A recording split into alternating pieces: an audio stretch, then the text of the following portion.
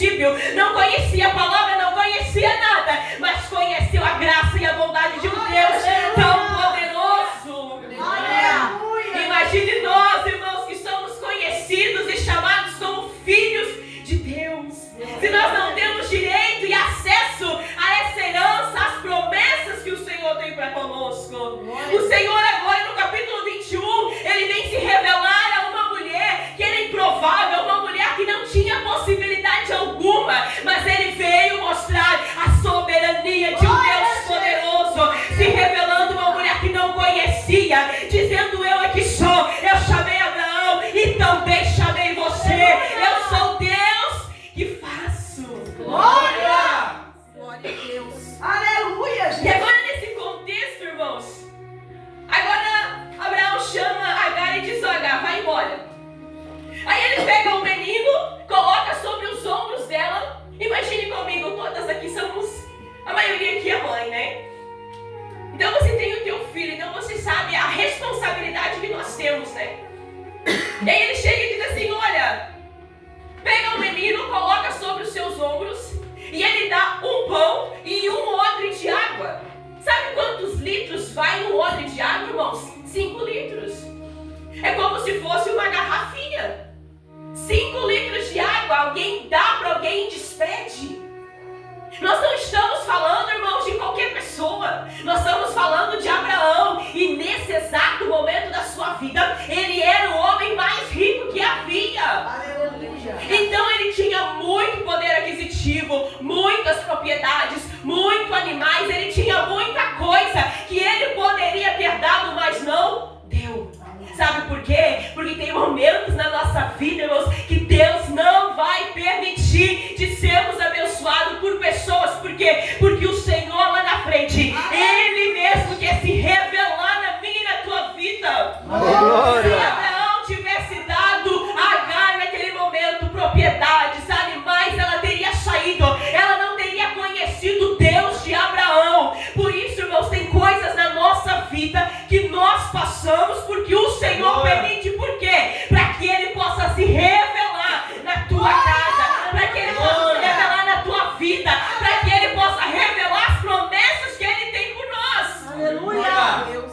Quantas vezes na nossa vida algumas pessoas poderiam fazer algo por nós e não fez? Olha aí, ó. Quantas vezes alguém poderia ter te abençoado e não abençoou? Tinha, mas não abençoou. Por quê? Porque Deus não permitiu.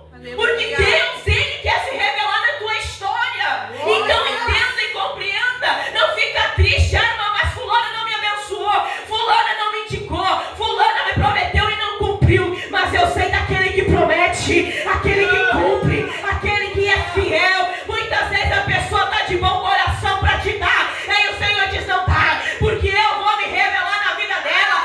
Eu quero mostrar para ela que eu sou o Deus que chamei ela lá na sua terra. Glória.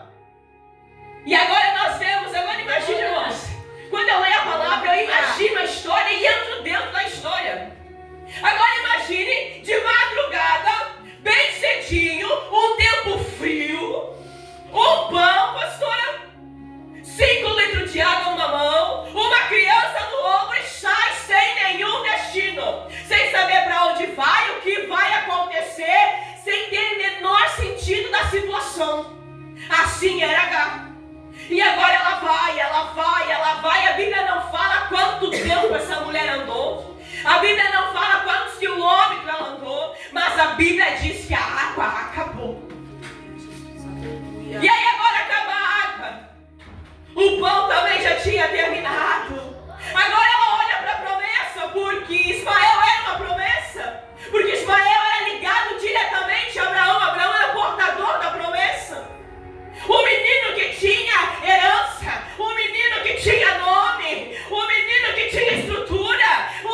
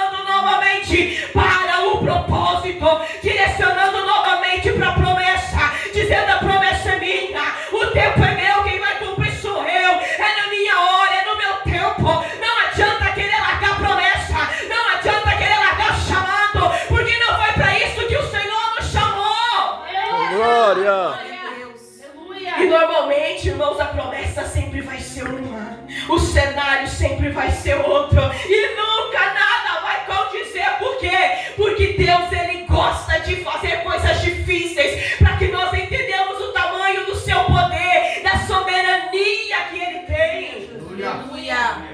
E quantas vezes nós, esse ano, não quisemos largar a promessa?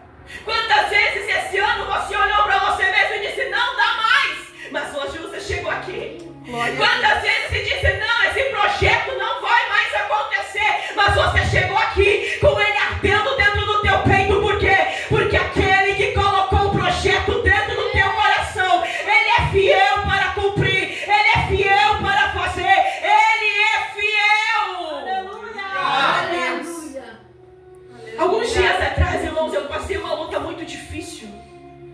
Aleluia. E eu falei, eu preciso deixar. E o Senhor falou, não, é tempo de redirecionar. Eu estou redirecionando novamente ao propósito. E nessa noite eu vim falar para pessoas deste lugar que estão desanimados, que estão abatidos, que estão pensando em desistir e em parar, em dizer que aquele que prometeu é fiel para cumprir. Por mais que o cenário não está condizente, por mais que nada está te favorecendo, mas Deus nessa noite está dizendo, eu sou Deus, o dono da promessa.